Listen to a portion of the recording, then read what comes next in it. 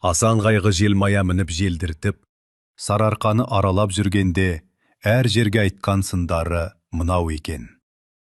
Ұзын аққан ертісті көргенде, мына шіркінің баласы тойдым деп қарап отырмас.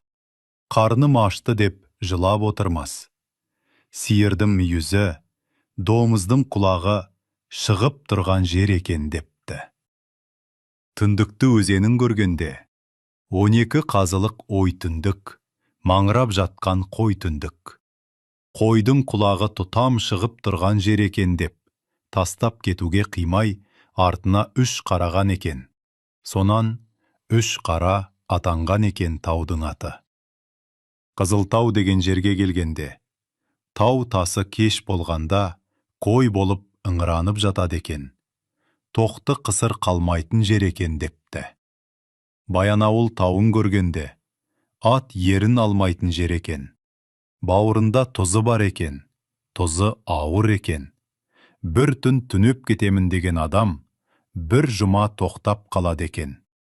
Тұзы жібермейді екен деп.